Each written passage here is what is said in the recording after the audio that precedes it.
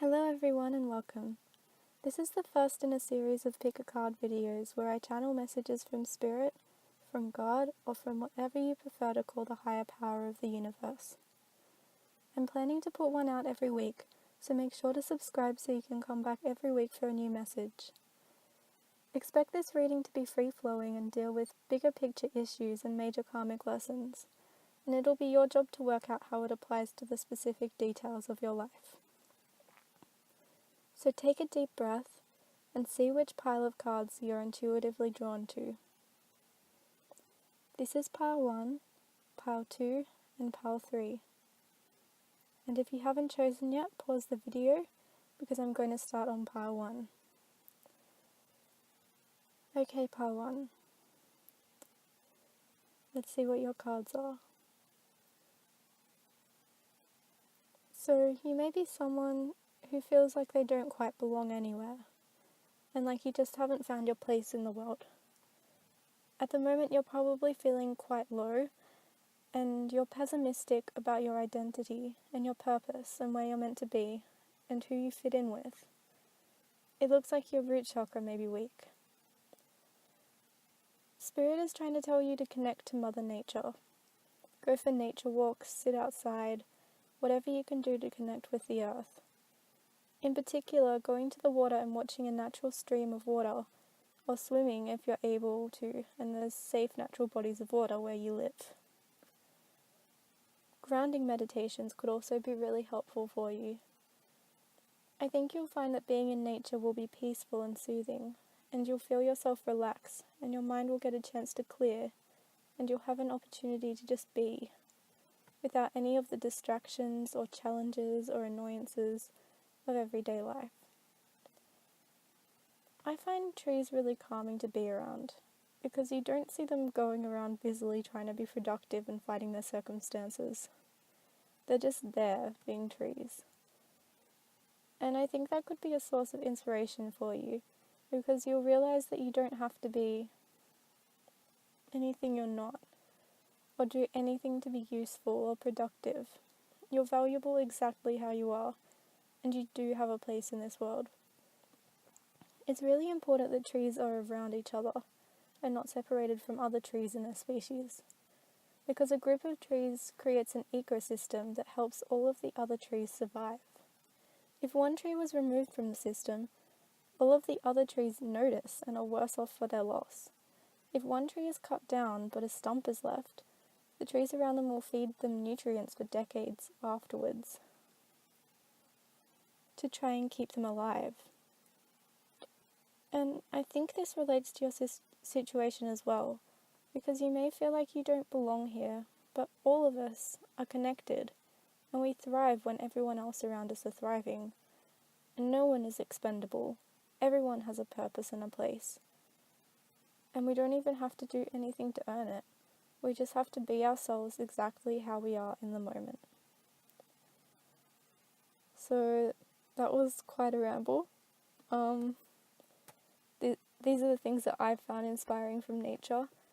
Perhaps if you spend some time in nature this week, you'll find inspiration yourself, and you'll also feel more at home in your surroundings. You may have an aha moment, and it may give you space to gain clarity in your thoughts by letting your mind wander and mull on things. So much of the time we're scrolling through social media, or have headphones in, or we're using devices, and our minds are just filled up with information that we don't allow ourselves the space to have quiet thought. And that thinking is important to process the things that have gone on in the day and come up with creative ideas.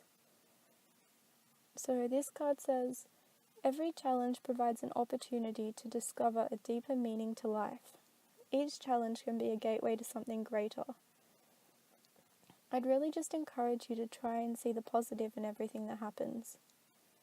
Obviously, it's okay to feel negative emotions and process through them, but once you've gotten through that, instead of dwelling on things, have gratitude for the positive things that have come out of that negative situation. Understand that there's a purpose behind why you're going through these things, and it's not happening to punish you or anything like that. If you work with spirit, you can use challenges to create an ultimate good. It's like the ultimate screw you to whatever challenges you're facing, to use them to create good in your life. If you perceive a challenge as an opportunity instead of a barrier, then you're able to make the most out of it.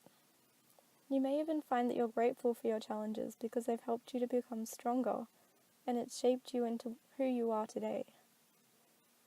So continuing on, use your intuitive and creative powers. Many solutions exist. Move beyond fear and you'll discover that there are no limits apart from the limits that we ourselves have placed. A lot of the suffering that we feel when we face a challenging situation isn't from the situation itself, but from the fear that we feel as a result of it. If you can minimize that fear, then the challenge won't be as difficult to face. If you're struggling with transcending fear, it might help you to brainstorm what sorts of things would help to calm your fears. Perhaps think about previous experiences where something helped you to overcome your fears. Or think about a hypothetical situation where you overcome a fear and what sorts of things you would need to do to get there.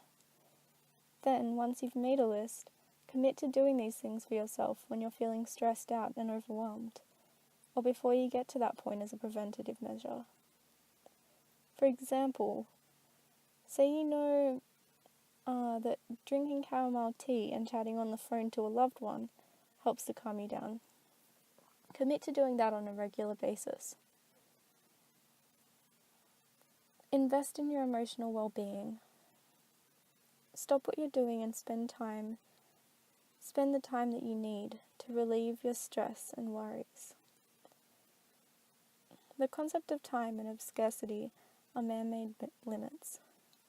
Don't place those limits on yourself because you're an infinite being. Don't let your challenges limit you. I think that's the end of the messages for you this week, Group 1. I hope some of these things resonated with you. Don't forget to like the video, leave a comment and subscribe. Have a lovely week and good luck on your journey. Okay, on to number 2.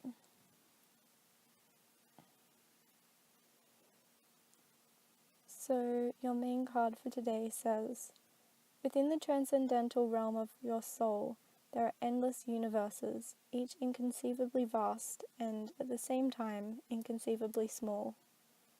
Even in the tiniest particle of subatomic matter, there is endless expansion. Creation is a cosmic motion picture in which you are both director and actor. And then this oracle card says, the crumbling, what are you clinging onto? So, if you're clinging onto something, it's because you're scared of losing something. You're in a scarcity mindset.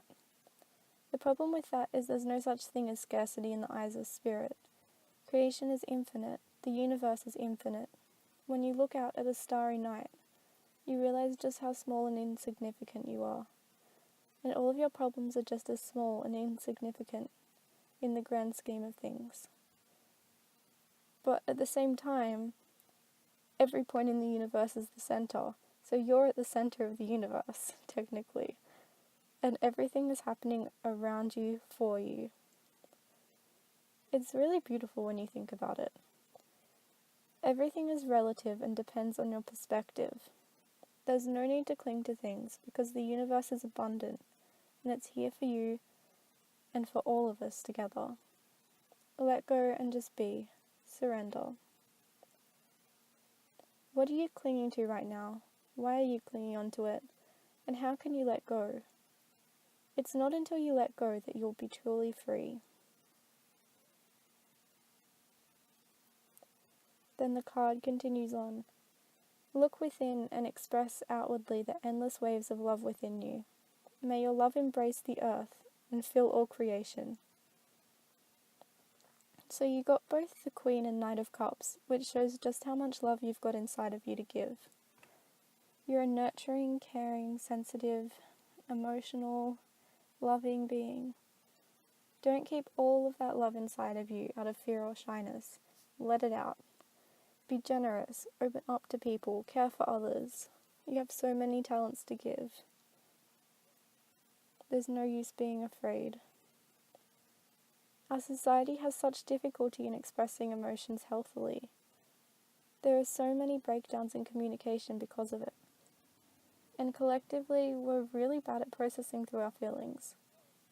You have a gift with expressing your emotions, and the world really needs people like you as guides to see what healthy expression of emotions look like. Maybe you haven't mastered this gift yet. And if you haven't, this is something you should be working on, because you have a lot of potential there. It's possible that you thrive by expressing your emotions through creative pursuits. You might be a very talented artist, whether it's visual art, music, poetry. It doesn't matter what form it's in, just that you use it as an outlet for expressing yourself. Don't be afraid of upsetting people's ideas of who you are. Don't people please. You need to be more honest about your true feelings. Don't create this art, then never show it to anyone either. Your art needs to be shared with people, both because the world needs to see it, and because it will help you to be more confident in your authentic self. This might also be a message that your career isn't in alignment with your authentic self. If you're in a job that you don't like, that doesn't make your soul light up, or make use of your talents, you need to find a way to let go of that job and come into alignment with what you're meant to be doing, what you're made for. Let go of the fear and doubt that say that it's impossible and that you can't do it. If you're in a job that's out of alignment with you, you can never truly be happy, especially since you're such a sensitive soul. You'll take on all the negative energies that you surround yourself with. If you've been considering leaving your job to pursue a more creative career, this is a green light to go ahead with that plan. Spirit is on your side.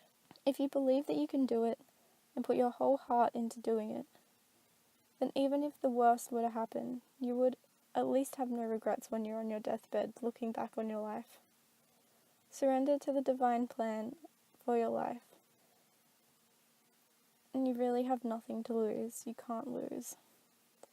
You're protected and safe, and it's all going to turn out fine. Okay. I think that's it for Group 2. I hope some of the messages resonated with you. Don't forget to like, comment, and subscribe. Have a lovely week, and see you next week. Okay, on to number 3.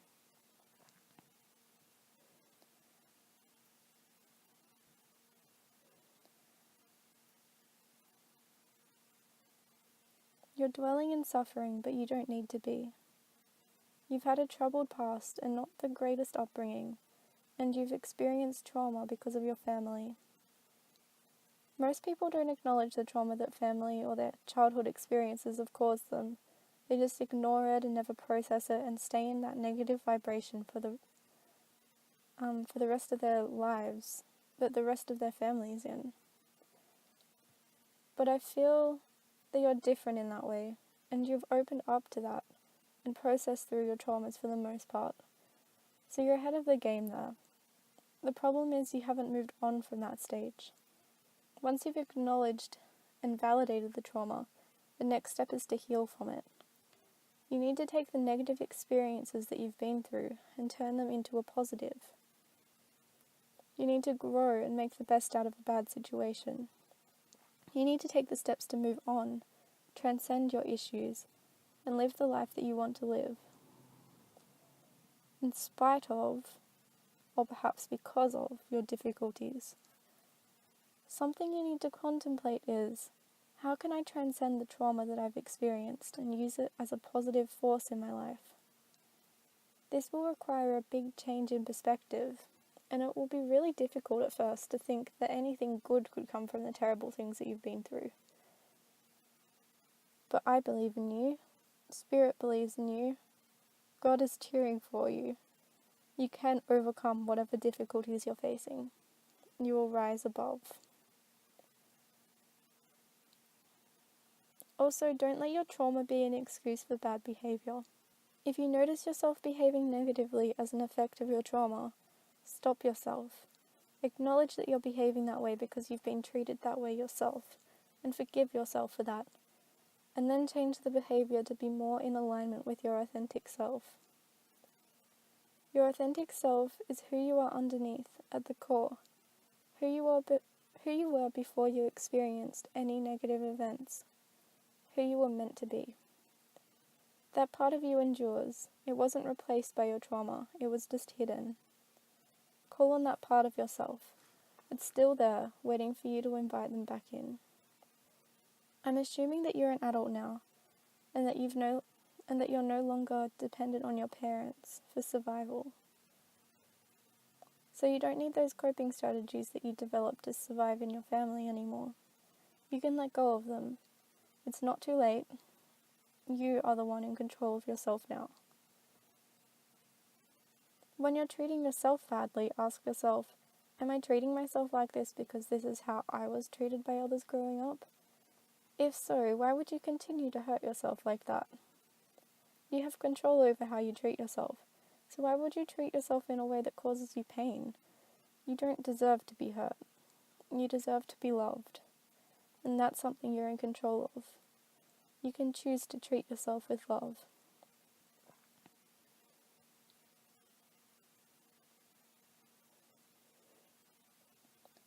And this card says, do not discount your imagination, for it has great power. For some of you, growing up, the people around you might have told you that your vivid imagination is a bad quality. You might have vilified your imagination, and you might not trust it. You're doing yourself a disservice, because imagination is an incredible gift. And it says, amazing things will unfold for you if you pay attention to your imagination. Respect and honor it, for just below the surface of this seemingly real world, there exists a dreamlike world full of imagination. What you imagine is not fiction. Very often it can be the beginning of a wonderful creation.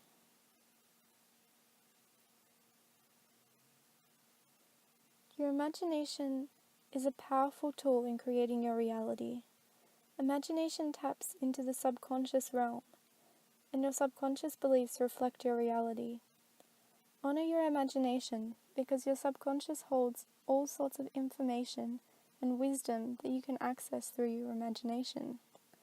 You can also use your imagination to change your subconscious beliefs and overwrite them with ones of your conscious choosing. Your imagination could hold the key to finding your way out of your traumatic patterns and take you on the path towards healing. That's all the messages I have for you this week, Group 3. I hope this reading helped, and you found some nuggets of wisdom relevant to your situation. Don't forget to like, comment, and subscribe. Have a lovely week, and see you in the next video.